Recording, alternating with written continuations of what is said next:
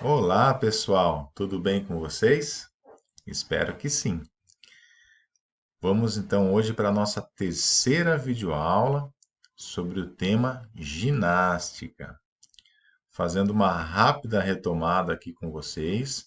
Na nossa primeira videoaula, nós falamos sobre as ginásticas de condicionamento físico, né? Nós falamos sobre a diferença entre o exercício físico e a atividade física, que o exercício físico ele é planejado, sistematizado, né? Eles têm sempre um objetivo, né? E a atividade física não. É qualquer movimento, né, que vocês possam fazer que saiam do repouso. Por exemplo, ir a uma padaria, ir à casa de um amigo, ir à escola a pé, ajudar a mãe a lavar uma louça, varrer o quintal. Então, são atividades físicas, né? É um movimento que vocês saem do repouso. Na nossa segunda videoaula, o professor falou para vocês de duas capacidades físicas, né, importantes, a flexibilidade e a resistência aeróbia, né, como melhorá-las, como trabalhá-las, né, a importância de desenvolver essas capacidades físicas, né? E na aula de hoje nós vamos falar sobre a ginástica de conscientização corporal, né? O que seria então a ginástica de conscientização corporal? Principalmente, pessoal, nos dias de hoje, né, que as pessoas vivemos em um tempo de pandemia, as pessoas encontram-se muito estressadas, né, ansiosas. Então, a ginástica de conscientização corporal, ela é muito importante, né, para trabalhar esse autocuidado, né, com as pessoas. E o que são, então, as ginásticas de conscientização corporal? Elas são práticas milenares, né? Como o relaxamento, a meditação, a automassagem. Elas tiveram origem nos países orientais, né? Elas foram organizadas na busca do equilíbrio, né? E o seu objetivo sempre era a prevenção de doenças e na procura pelo bem-estar, né?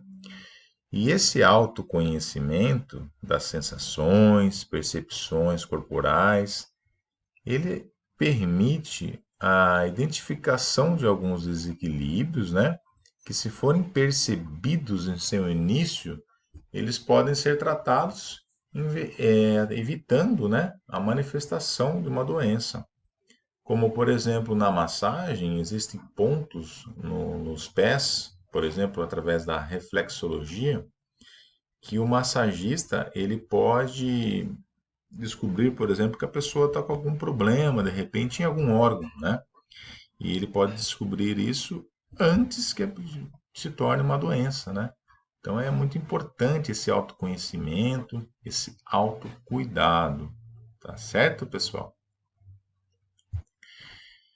Vamos falar então um pouquinho sobre o relaxamento. O que que é o relaxamento, né? Existem várias formas de você relaxar. Existem pessoas que relaxam ouvindo uma música, outras relaxam fazendo uma atividade que gosta, outros assistindo um jogo de futebol, assistindo um filme, né? Mas, no geral, o relaxamento é uma ação corporal cujo objetivo é romper as tensões físicas, mentais e emocionais. As atividades do cotidiano, né, como ficar muitas horas, principalmente agora, né, pessoal, nesse momento que estamos vivendo, muitas horas sentado na escola ou diante de um computador, esses tempos que a gente fica muito parado e tudo mais, propicia a aquisição de tensões de várias origens, né? As quais, de modo geral, elas podem afetar as fibras musculares, provocando várias alterações físicas e metabólicas, né?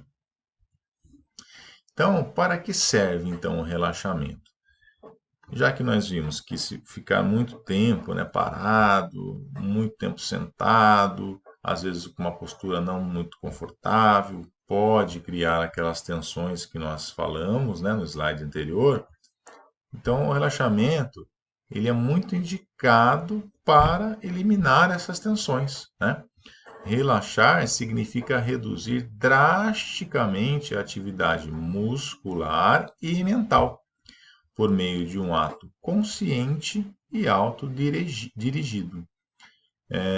Diferentes técnicas podem ser usadas, né, nessa prática e, de modo geral, elas são aplicadas em locais tranquilos, né? Seus adeptos eles devem vestir roupas confortáveis, prestar sempre atenção na respiração, né?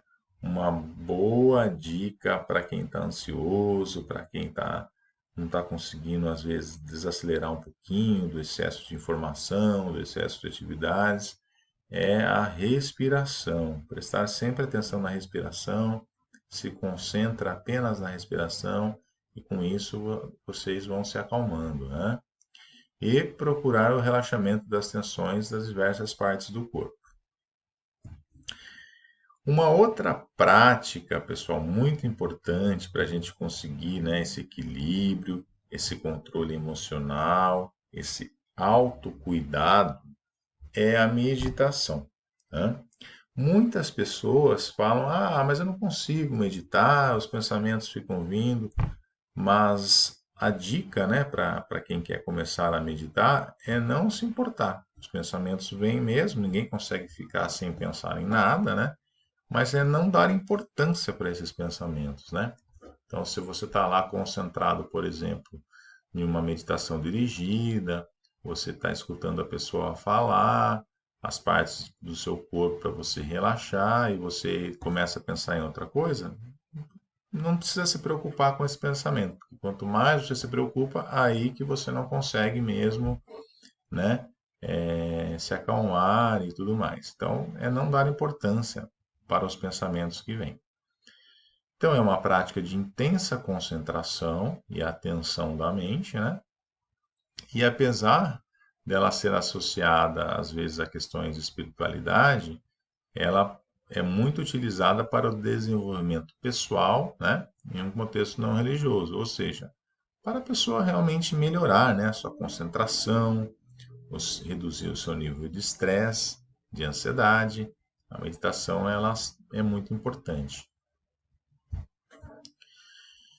Quais são os benefícios, né, da meditação? Então, quando ela é realizada de modo regular, ela proporciona vários benefícios, né?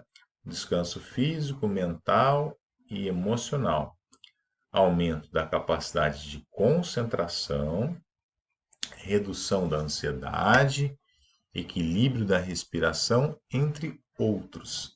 Olha só, tá vendo? Como eu já vinha falando no slide anterior, olha quantos benefícios, né, a prática regular de meditação ela proporciona, né? A posição do corpo para meditar varia bastante, né? Pode-se meditar deitado, em pé, sentado, sendo que a última, né, ela é a mais adotada, a posição sentada, porque ela é considerada mais fácil e apesar de você estar em repouso, você continua num certo estado de alerta, né? Você não tem mais dificuldade para de repente pegar no sono e consegue fazer uma meditação mais consciente, né? Então a posição sentada é mais utilizada, mas pode, né, fazer também deitado, em pé, enfim, não tem uma regra fixa para isso. Outra técnica, né, de autocuidado, né, de conscientização corporal é a automassagem, né, que nada mais é que uma prática que relaxa, né, e auxilia na manutenção da saúde. Como o termo sugere, é o ato de massagear a si mesmo, né, promovendo o conforto pessoal diante de situações corriqueiras, como nós já citamos, né, sensação de alívio depois do uso de um sapato apertado, um sinal de dor muscular. E também ela pode ser realizada com auxílio de acessórios, como bolas, bambus, massageadores ou apenas com as mãos. Tá certo, pessoal? Os benefícios da automassagem, né? Ela ativa a circulação sanguínea, diminui as dores musculares, alivia tensões emocionais. E a aplicação, ela depende de o praticante conhecer, né, o ponto que deseja tratar e massagear essa região durante alguns minutos. Ou seja, nós temos pontos no nosso corpo que eles são relacionados a algum órgão, né? Todos os pontos, por exemplo, da reflexologia nos pés. Nós temos em cada ponto dos nossos pés um órgão relacionado com aquele ponto. Se a pessoa, por exemplo, está muito nervosa, ela vai ter, quando o massagista ou ela mesma for massagear o dedão, por exemplo, a ponta dos dedos, lá é relacionado com o sistema nervoso. Ela pode sentir dor no dedão e massageá-lo por alguns momentos pode ajudá-la a relaxar. Então, são pontos, né, que são relacionados com os órgãos do nosso corpo. Então, é importante ter esse conhecimento, tá certo? Então, por hoje é isso que eu queria passar para vocês. Espero que tenham gostado e até uma próxima aula, pessoal. Um grande abraço a todos.